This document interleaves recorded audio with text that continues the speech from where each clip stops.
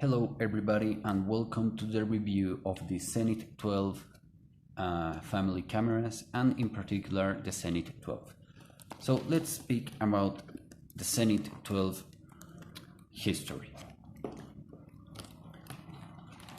So the Zenit 12 was the second camera that introduced electronic metering from Zenit. The first one was the Zenit TTL, and the second one was the 12 series cameras. This particular one is a Zenit 12, so this is pretty much a Zenit TTL with better construction. This camera was manufactured from 1983 to 1994 in the KMC factory in Krasnogorsk. This camera wasn't made in any other factories, only in Krasnogorsk from 1983 to 1994.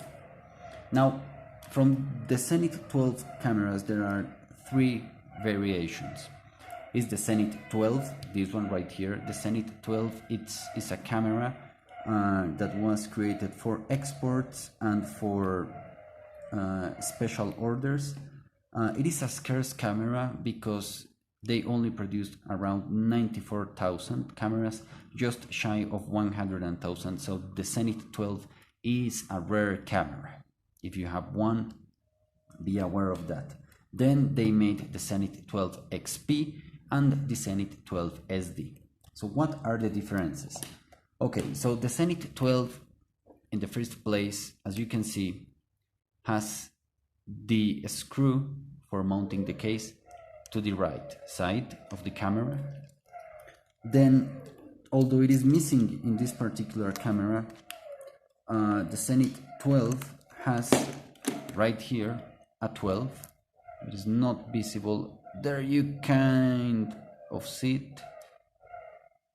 Only a 12. And inside the visor, you can see the camera has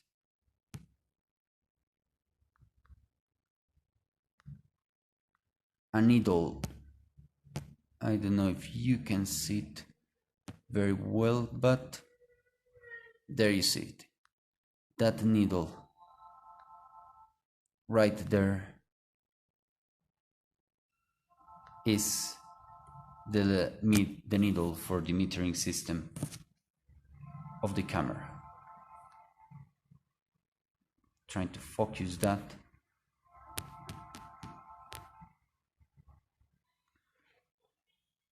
But I haven't managed to do so. Great. There you have it. That little needle right there with the plus and the minus is the metering system of the Zenit 12. So Zenit 12, it says 12, it has central screw, and to the right it has the screw for mounting the cap, the leather case, and it has the needle system. Then they manufactured the Zenit 12 XP, which is kind of was the Zenit 12 XP. It is a more common camera. They made millions of those things. They say Zenit 12 XP, and they can have this metal finish or a plastic finish. They don't have this screw. They have it just here in the center, and they have LEDs instead of a needle for the metering system. They have LEDs, and the battery is also different. The Zenit 12 uses this mushroom battery. I think it's called 625PX, while the Zenit 12 and 12 SD uses LR43 batteries, two LR43s. And then the last kind of modernization was the Zenit 12 SD, which again, I believe it only comes in plastic, in a plastic top, and it says SD, has the screw in the center, and again uses LEDs and two LR43 batteries. So the 12 XP and the 12 SD are very common cameras. They made millions of them. But if you have a Zenit 12 camera, it is a rare camera. They made shy of 100,000 of them, so be aware of that. Now, how to use this particular camera, and for an extent pretty much every Zenit, and the way you use this camera is the way you use the 12, 12XP, TTL, and a lot more cameras. So first of all, if you want to use the incorporated metering system, you have to take your coin, open the battery tray, and put your battery in. If you have a Zenit 12, you put the plus side facing you, like so, and you close it. So for metering, what you do is you press the shutter release until it stops. You can see there it stops. Right there, the camera is making the reading of the light. Now, to load the roll, you open, to open the tray, the door, you lift this knob up until it pops up. Then you take your roll, you put it inside, and then you put the knob down. It secures the roll, and then you take your roll and put it in one of these apertures this thing has. You put it there, then you load, and there you go. After that, you shoot the camera 3 times, so 1, 2, and 3. And once you have shot it 3 times, you again charge the camera. And believe it or not, this is the shot counter. What you do is, once you have shot it 3 times and loaded it, you take it and you just drag it until the 0 meets that arrow. So then you shoot and load, and the counter, as you see, starts counting. So that will be our 5th shot, and there you can see it is in 5. So very basic rudimentary system. Again, not that complicated, but very, very rudimentary. You have to align this thing every single time you load a row. Remember, once you load it 3 times,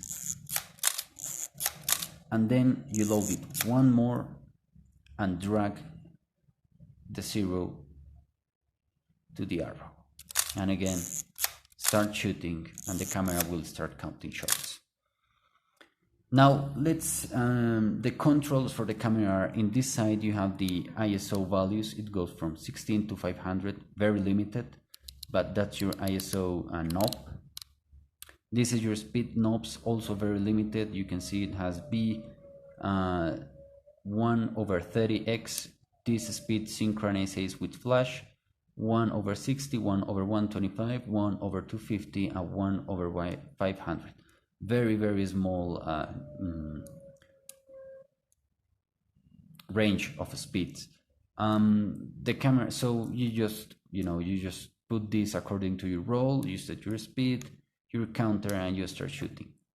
Now this camera has a self timer, and in order to use it, you have to load your shot, measure your light, so let's say it is 5.6 the aperture, and then the shooter button, you put it until the first stop right there, and then you twist it to the V position, like so.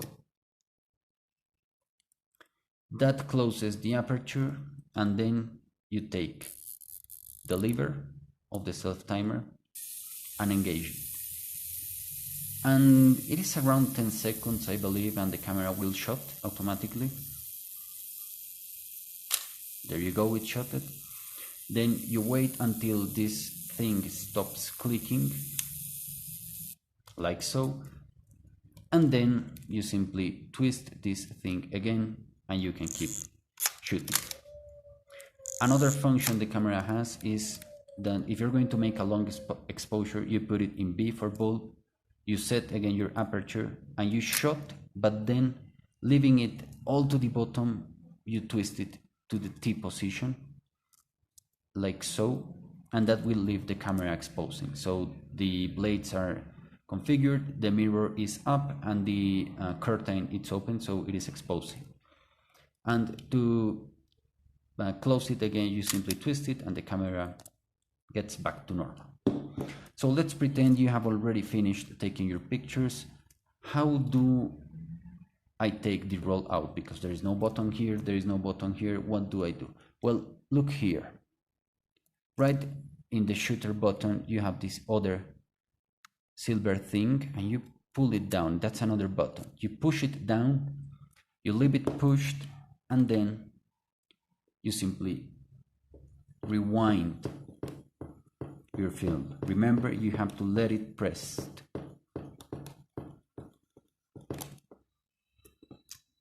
There we go. Then we open, we take our rollout, and we load the camera and shoot it several times, because the mechanism kind of misaligns itself. So we shoot it several times until it goes back to normal, like so. The lever stops there, it returns, and the camera sounds perfect. Great. Make sure you do that several times.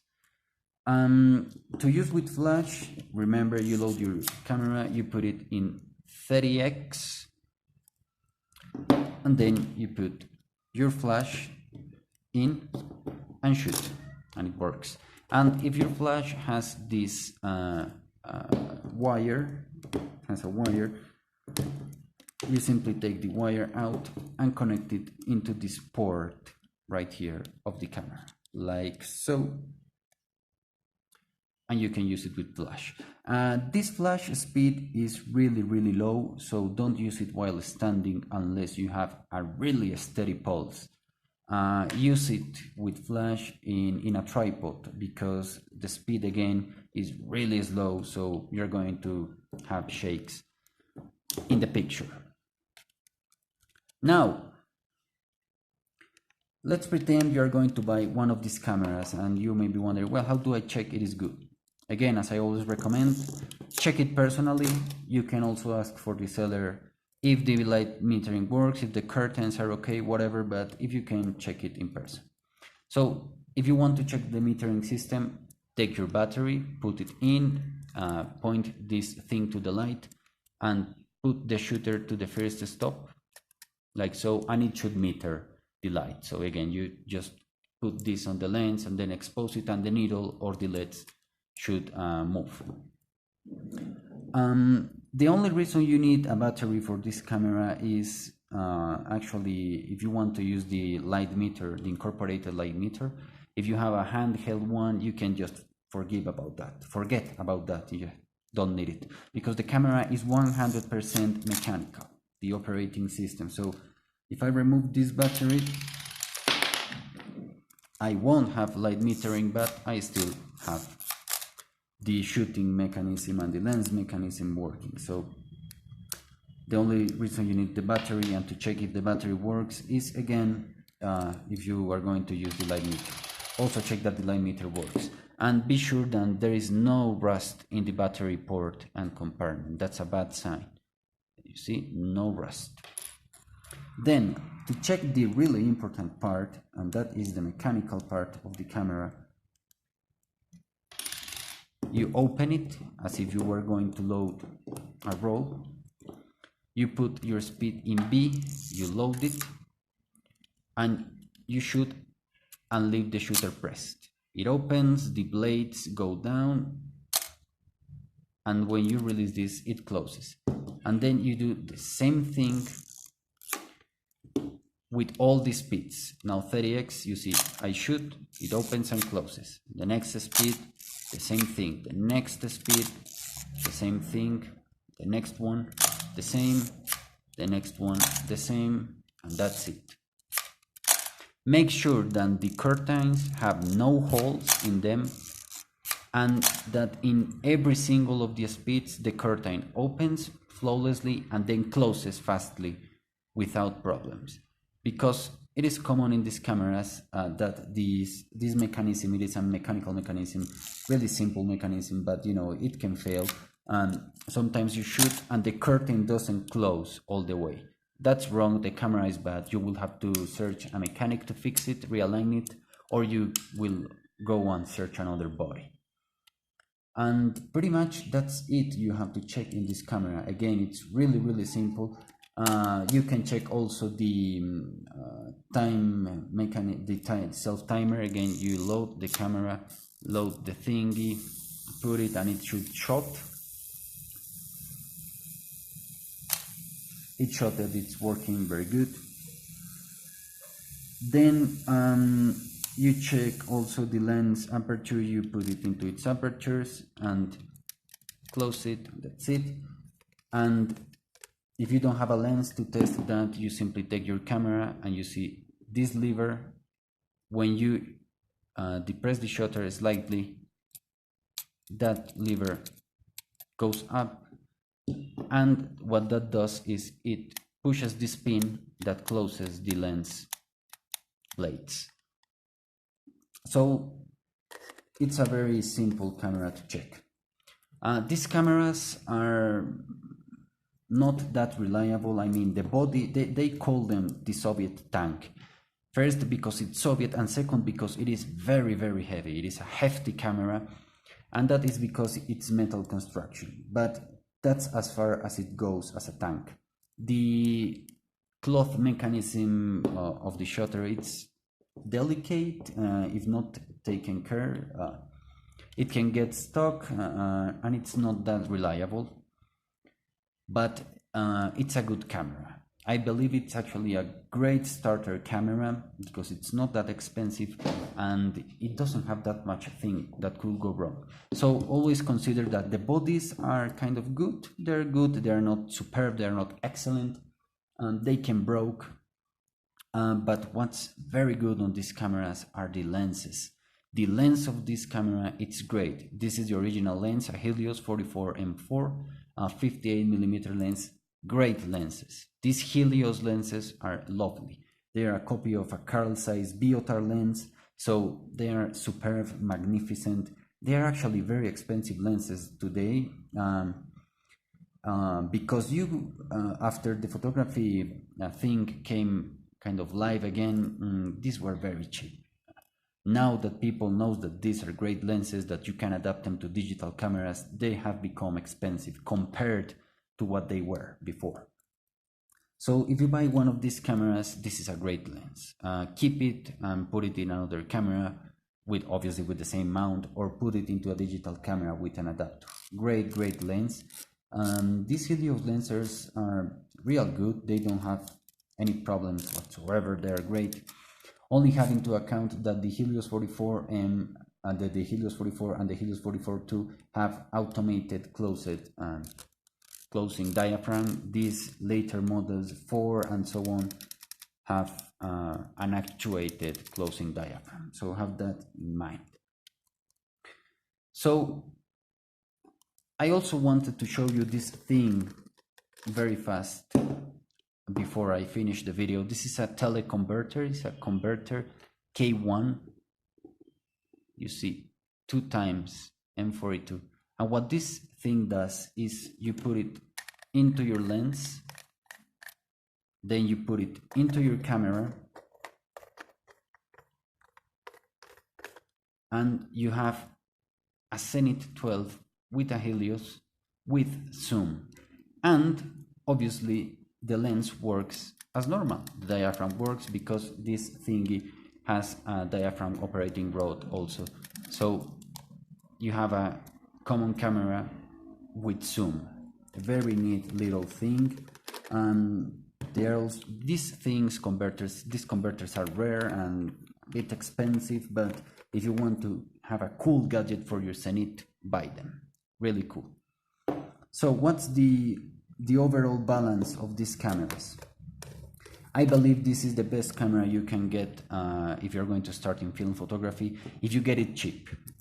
Bear in mind that because film photography has come kind of come alive again. People is buying a lot of cameras, and they are putting high prices in all of them. This cannot be an expensive camera. This is not expensive, guys. This is very basic, very simple. The thing that is valuable here really is the lens. So this camera is good for starters, and don't let people rip you off. These cameras are cheap. I'm talking about $20–25 for the camera, the leather bag, and the lens, because these are really simple cameras. Don't let people scam you. If they work correctly, of course. If they are not working correctly, you can really have them really cheap. So good camera. It's a good camera. Great for starting. It's not cheap. If you look it right, don't let people rip you off. This is not an expensive camera.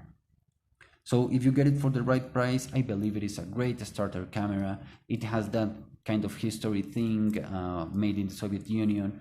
Really basic, nothing that could go very wrong with it. And in the case you buy a body and it malfunctions, you can take it to a mechanic, they will fix them.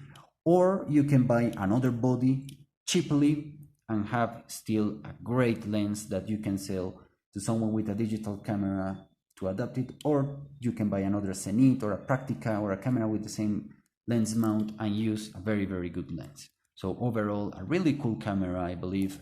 Very cheap, very good, great for starters, but obviously a limited camera. It's not that complete, very low speeds, very low metering system, kind of delicate mechanism. So have that in mind. It's a great camera if you are starting, and also if you are collecting.